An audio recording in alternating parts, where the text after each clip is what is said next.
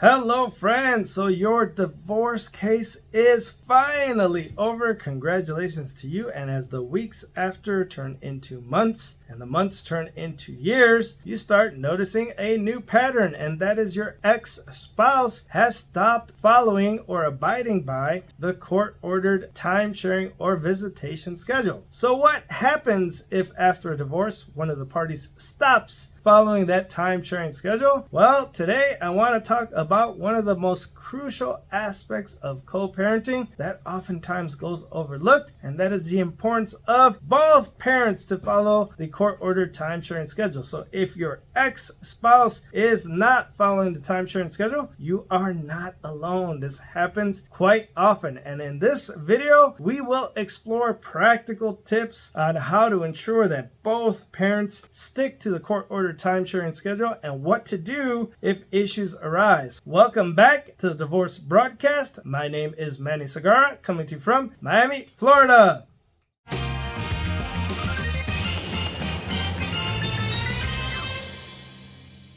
All right, so after a divorce, maintaining a consistent time-sharing and visitation schedule is vital for your minor children's emotional and psychological well-being. When both parents adhere to the agreed upon time-sharing schedule, it provides the children with a sense of stability and security during a time of significant changes in their lives. This type of consistency in time-sharing helps children to adjust better to their new family dynamics after the divorce. It reassures them that both parents are committed to their upbringing and that both parents are willing to amicably work together despite the divorce or separation. On the legal side, adhering to the time-sharing schedule can prevent potential disputes and court intervention, which in turn can save a lot of money because court proceedings are very expensive. It can show the court and the public that both parents are responsible and prioritize their children's best interest over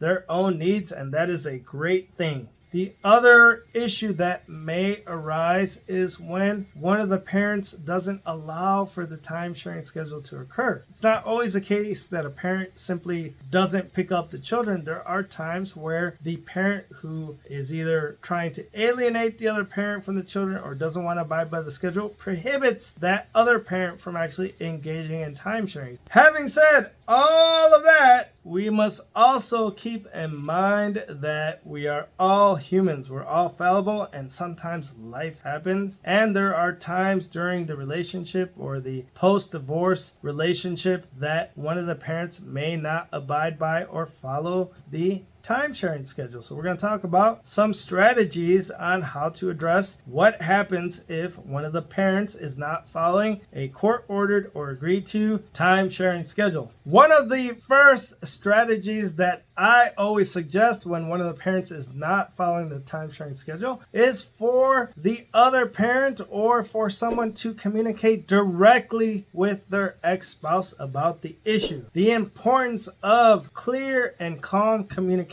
cannot be understated. There is an old Spanish saying that goes like this: Cuando la gente se hablan, se entienden, which means literally when people speak to each other, when people communicate with each other, they will understand. And that is so important because you will always want to try to avoid long drawn out legal proceedings. But remember, I said clear, calm communication. A lot of times when people speak with their ex-spouses, that kind of aggravates them. They walk into the situation already agitated and pissed off, and that is not a good way to try to resolve these problems. So let's talk about some tips on how to approach this conversation with the ex-spouse. It is important to really think about the time and the place for these conversations. The timing has to be in which neither one of you is either stressed out or preoccupied with some sort of life event or job-related issue. The setting is also important. Always strive for a neutral setting where there can be a private conversation. A Starbucks or some sort of cafe is a great choice.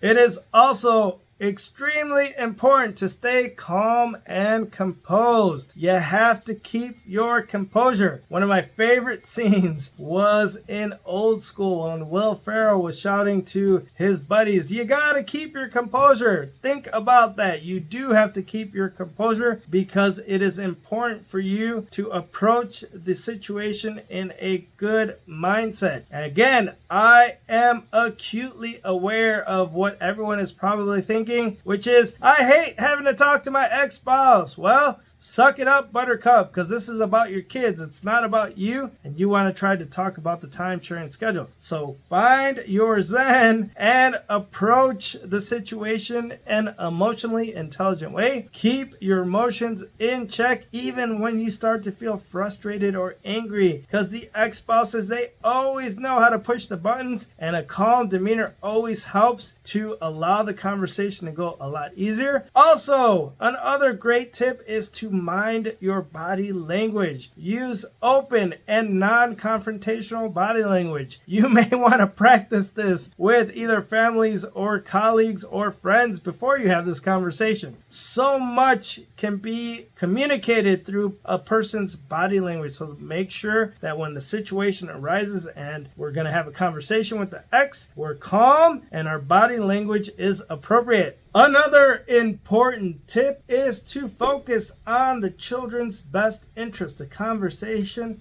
should be child-centered. The person having the conversation should specifically emphasize how the missed visits or the missed time sharing impacts the children rather than focusing on how it affects the particular parent. For example, say something like, "Oh, our daughter, she really looks forward to the time she's going to spend with you, and when you missed visitation with her, it really hurt them and it was really disappointing for them." Also, be very specific and fact-based. Give details. For example, last week you missed visitation with our son and you missed his promotion ceremony at karate, or you missed his football game, or you missed his recital, and it really made him sad. This is a lot more effective when speaking with the ex than getting in their face or being over dramatic about it. While these direct conversations with the beloved ex are ongoing with the attempt to try to resolve these missed time sharing and visitation issues amicably and without court intervention, I still always advise clients to document everything. I'll repeat it because it's very important. Document everything. And what I specifically mean by that is that the parent that is going through this issue should maintain a time sharing or visitation log, an ongoing record of the dates and times in which the other parent missed their time sharing with the children. So if the other parent missed on a Monday evening for dinner or overnight, write that into the time sharing or visitation log. If the other parent brought the children home earlier than agreed to or earlier than they should have, write that down in the time sharing or visitation log. If the other parent missed spring break or parts of either the winter break or the holidays or the summer break, that should be in there as well. It is also very important for a ex-spouse who is not allowed to exercise time sharing with children according to the agreed to schedule to also have a visitation or time sharing log where they enter the reasons why their time sharing is being denied. This becomes especially important at a future court hearing if the court is going to consider giving makeup time sharing for the time sharing that they were denied by the ex-spouse at a future date. Also, that time sharing or visitation log could include any issues that occurred during the exchanges. If someone got a little bit nasty during an exchange, or if they were drinking, or they were looking a little bit off, there should be notes on the exchanges as well, because over time you can review if that also becomes an issue. In terms of how to maintain and safe keep a time sharing or visitation log, well, there are a lot of different options. One of the first options is to actually have a physical notebook where you keep a tally of what has occurred in terms of the time sharing or visitation. I personally like the notebooks that have a calendar in them because you can annotate what happened on a particular day, and I'm old school school and that I love the desktop calendars where you can make notes as to what occurred. In addition to this, the time sharing or visitation log can be uploaded to a Word document or Google Sheet. This is information that can be easily typed in. Also, there are a lot of online applications that can help, like Talking Parents or Our Family Wizard, which we'll talk about a little bit more shortly. It is also extremely important to safeguard and keep all communication records with the other parent. If there's text messages and emails acknowledging missed time sharing and visitation and the reasons thereof, it is important to keep those documents for later use. Phone calls. Whenever there's a phone call advising of a missed time sharing, it is important to keep the time sharing and visitation log nearby, because after that telephone conversation, you can write down notes as to what the conversation entailed. And as I had just mentioned, use of the parenting app is so important and so effective. As many of you know, a couple months back, we had the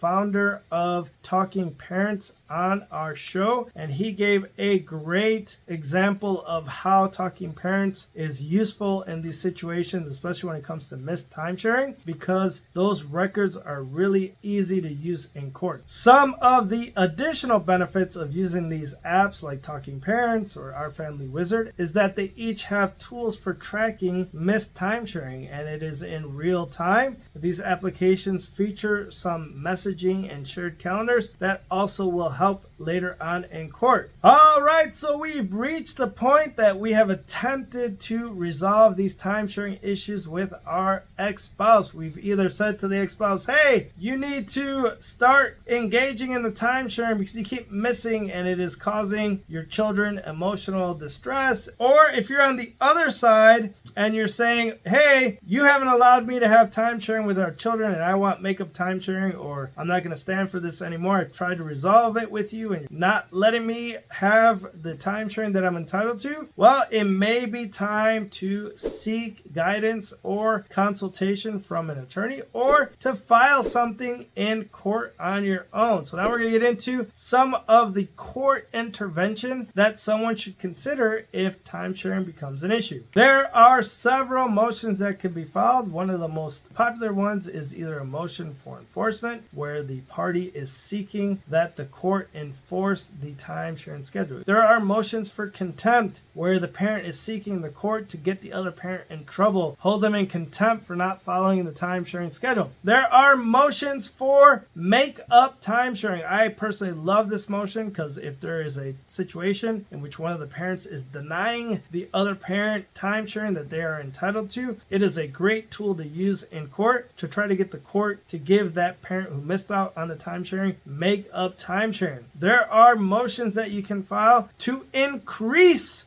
child support because of the missed visitation on the other parent. Florida statutes are very clear. Specifically, Florida statute 61.30 indicates that you can file a petition to modify child support back to the day that the time sharing was not exercised by the parent who was entitled to time sharing. And there are also a slew of motions that can be filed for therapeutic intervention. The parties can file a motion for co-parenting therapy or co-parenting counseling, even for family therapy. These are all things that the parties can consider and contemplate to try to get the time sharing situation back under control. So before we sign off, I know a lot of you may be asking, so what are some of the sanctions? What are some of the ways that a person can get in trouble from the court by messing around with the time sharing schedule? Well, those sanctions are outlined in Florida Statute Chapter 61.13, and we will go over those on a video in a different day. All right, before we wrap up this video on what to do if an ex-spouse is not following the time sharing and visitation schedule, I'd like to remind you all to remember the 3 crucial steps. They are communication, documentation, and asking for legal help either through an attorney or through the court. If you know anyone that may find this information useful, have them look us up at www.segarralawfirm.com. We have offices in Miami and Orlando, Florida. Se habla español. Please do us a favor and like this video and subscribe to the Divorce Broadcast. Thanks for watching, and we'll see you soon.